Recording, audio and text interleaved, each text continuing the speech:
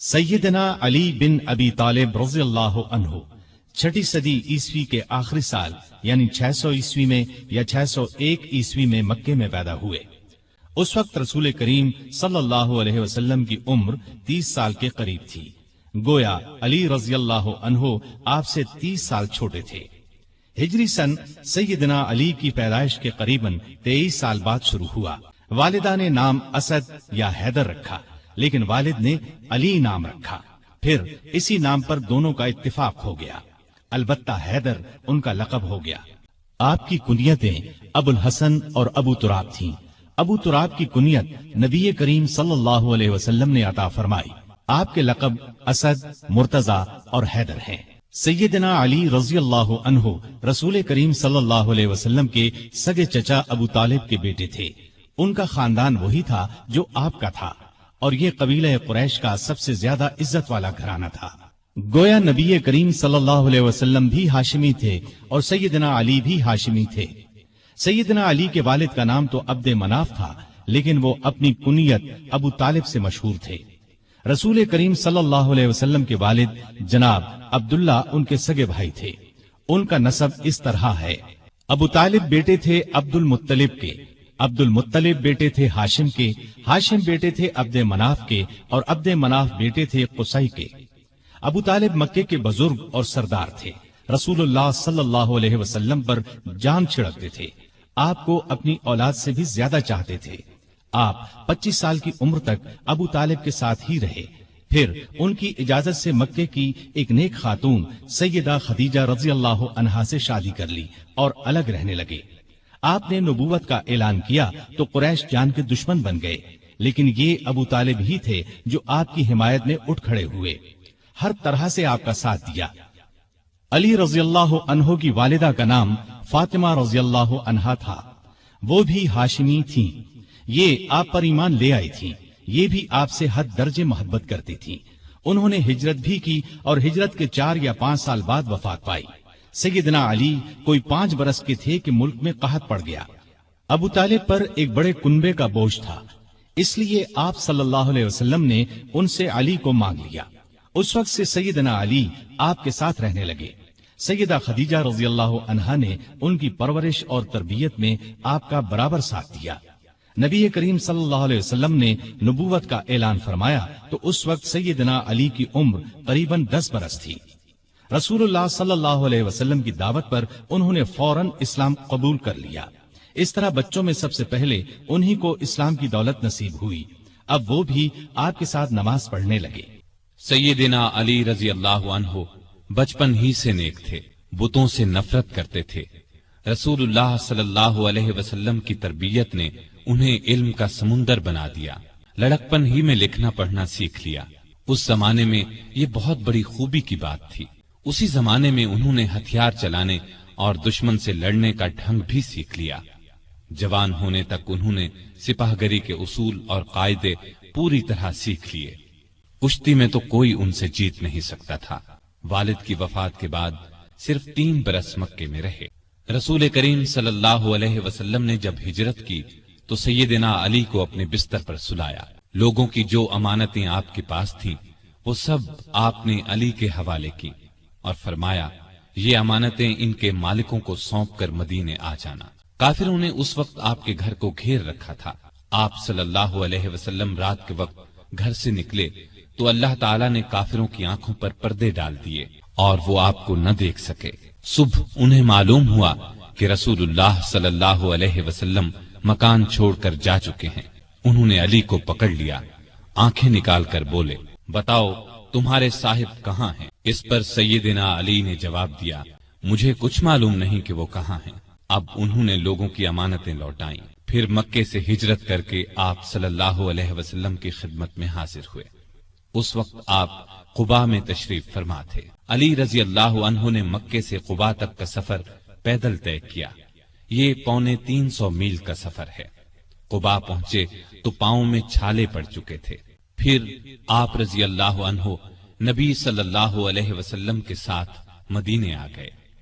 ہجرت کے بعد سیدنا علی رضی اللہ عنہ نے 35 برس سے کچھ زیادہ مدت مدینے میں گزاری۔ یہ ان کی مدنی زندگی کہلائی۔ ہجرت سے کچھ عرصہ بعد نبی صلی اللہ علیہ وسلم نے مسجد نبوی کی تعمیر فرمائی۔ اس تعمیر میں رسول اللہ صلی اللہ علیہ وسلم اور دوسرے صحابہ نے بھی حصہ لیا۔ وہ اینٹیں اور گارا ڈھوتے وقت اشعار پڑھتے، جن کا مطلب ہے: جو مسجد تعمیر کرتا ہے کھڑے ہو کر اور بیٹھ کر مشقت برداشت کرتا ہے، اور جو گرد و غبار اور مٹی سے بچنے کے لیے اس سے جی چراتا ہے، وہ دونوں برابر نہیں ہو سکتے۔ مسجد کے ساتھ رسول اللہ صلی اللہ علیہ وسلم کے رہنے کے لیے چند حجرے بھی تعمیر ہوئے۔ سیدنا علی رضی اللہ عنہ بھی یہیں آ گئے۔ ہجرت کے بعد آپ نے بھائی چارہ کرایا تو علی کو اپنا بھائی بنایا۔ ہجرت کے دوسرے سال آپ نے اپنی پیاری بیٹی سیدہ فاطمہ رضی اللہ تعالی عنہا کی شادی علی سے کر دی۔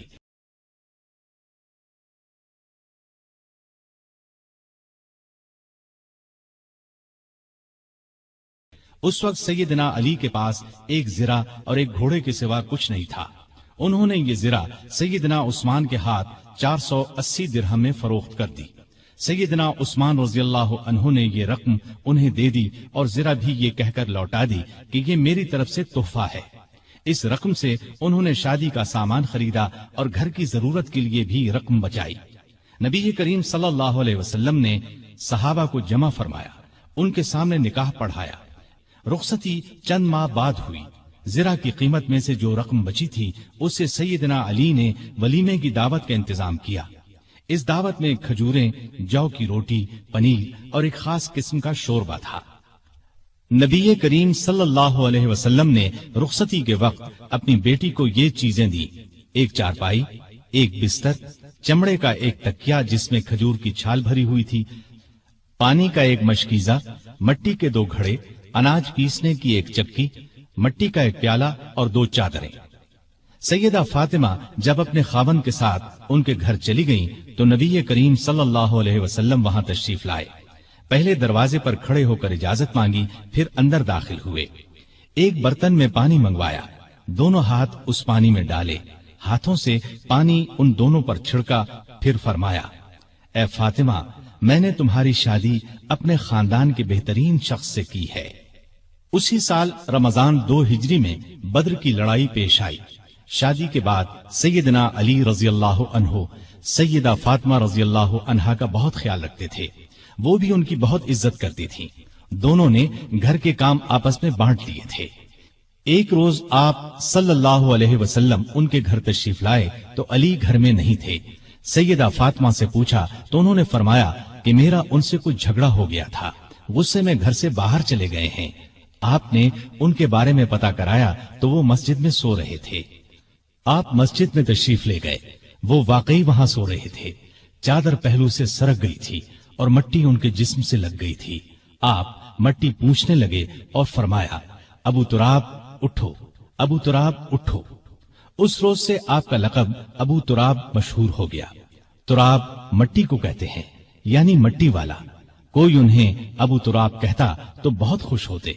انہیں دنیا کے سامان اور مال و دولت سے بالکل پیار نہیں تھا۔ ان کی زندگی فقیرانہ تھی، محنت مزدوری کر کے روزی کماتے تھے، روکھی سوکھی کھا کر گزارا کرتے تھے۔ لڑائی کے میدان میں جاتے تو فرمایا کرتے تھے: لڑائی کے میدان میں مجھے پرواہ نہیں ہوتی کہ موت میری طرف آ رہی ہے یا میں موت کی طرف بڑھ رہا ہوں۔ اسی دلیری کی وجہ سے آپ رضی اللہ عنہ اسد اللہ کے لقب سے مشہور ہوئے۔ بدر کی لڑائی میں سیدنا علی بھی شریک ہوئے۔ ان کے ہاتھ میں ایک جھنڈا تھا۔ دونوں لشکر آمنے سامنے ہوئے تو کافروں کے لشکر سے عتبہ، شیبہ اور ولید میدان میں نکلے اور مسلمانوں کو مقابلے کے لیے للکارا۔ مسلمانوں کی طرف سے بھی 3 انصاری جوان، عوف، معوذ اور عبداللہ بن رواحہ رضی اللہ عنہم میدان میں آ گئے، لیکن ان تینوں کو دیکھ کر کافروں نے ان سے لڑنا اپنی شان کے خلاف سمجھا۔ عتبہ نے پکار کر کہا: اے محمد، یہ لوگ ہمارے جوڑ کے نہیں ہیں، ہماری قوم کے لوگوں کو ہمارے مقابلے پر بھیجو۔ اس پر رسول اللہ صلی اللہ علیہ وسلم نے سیدنا علی، سیدنا حمزہ اور سیدنا عبیدہ بن حارث رضی اللہ عنہم کو حکم دیا کہ آگے بڑھ کر ان کا مقابلہ کریں۔ تینوں بہادر فوراً آگے بڑھے۔ اس وقت سیدنا علی رضی اللہ عنہ نے سر پر سفید صوف کا ترہ لگا رکھا تھا۔ ان کا سامنا ولید سے ہوا، سیدنا حمزہ کا عتبہ سے اور سیدنا عبیدہ کا شیبہ سے ہوا۔ ولید اور عتبہ دونوں سیدنا علی اور سیدنا حمزہ کے ہاتھوں مارے گئے، لیکن عبیدہ شیبہ کے ہاتھوں زخمی ہوئے۔ علی شیبہ پر چھپٹے اور ایک ہی وار میں اس کا کام تمام کر دیا۔ زخمی عبیدہ کو میدان سے اٹھا لائے۔ اس کے بعد عام لڑائی شروع ہوئی۔ سیدنا علی اس قدر پرجوش انداز میں لڑے کہ جس طرف نکل گئے کافروں کی صفیں کاٹ کر رکھ دی۔ دوسرے مسلمان بھی بہت بہادری سے لڑے اور کافروں کو شکست دی، یہاں تک کہ ابو جہل بھی جہنم رسید ہوا۔ اگلے سال احد کی لڑائی ہوئی۔ اس لڑائی کی ابتدا میں کافروں کی طرف سے طلحہ بن ابی طلحہ میدان میں نکلا اور پکارا، کوئی ہے جو میرے مقابلے میں آئے؟ یہ سن کر سیدنا علی دوڑ کر اس کے مقابلے میں آ گئے اور ایک ہی وار میں اسے ڈھیر کر دیا۔ پھر طلحہ کا ایک بھائی ابو سعید نکلا، سیدنا علی ہی نے اس پر بھی تلوار کا ایک وار کیا، وہ زمین پر گر پڑا اور سعد بن ابی وقاص کے ہاتھوں مارا گیا۔ پھر کافروں کے لشکر سے ان کا سب سے بڑا بہادر ارتات نکلا، اسے اپنی طاقت پر بڑا گھمنڈ تھا۔ اس نے للکار کر کہا، کوئی ہے جو میرے مقابلے میں آئے؟ علی آگے بڑھے اور دیکھتے ہی دیکھتے اس کا کام تمام کر دیا۔ پھر جب عام لڑائی شروع ہوئی تو سیدنا علی اور سیدنا حمزہ کافروں کی صفوں میں دور تک گھس گئے اور اس قدر تیزی سے لڑے کہ کافروں کے پاؤں اکھڑ گئے۔ پھر درے پر موجود دستے کی اپنی جگہ سے ہٹ جانے پر جب اس طرف سے کافر مسلمانوں پر حملہ آور ہوئے اور مسلمانوں کے پاؤں اکھڑ گئے تو چند بہادر نبی صلی اللہ علیہ وسلم کے ساتھ میدان میں جم کر کھڑے رہے، ان میں سیدنا علی رضی اللہ عنہ بھی تھے۔ کافروں نے آپ پر تیروں کی بچھاڑ کر دی، بار بار آپ پر حملہ کیا، لیکن ان صحابہ نے انہیں ہر بار پیچھے ہٹا دیا۔ آخر مسلمان پھر سے جمع ہوئے اور کافروں کو مار بھگایا۔ اس لڑائی میں آپ صلی اللہ علیہ وسلم کے چچا سیدنا حمزہ بھی شہید ہوئے۔ اس روز سیدنا علی رضی اللہ عنہ کے ہاتھوں کئی کافر مارے گئے۔ اس مہم کے شروع ہونے سے آخر تک سیدنا علی رضی اللہ عنہ آپ صلی اللہ علیہ وسلم کے ساتھ رہے۔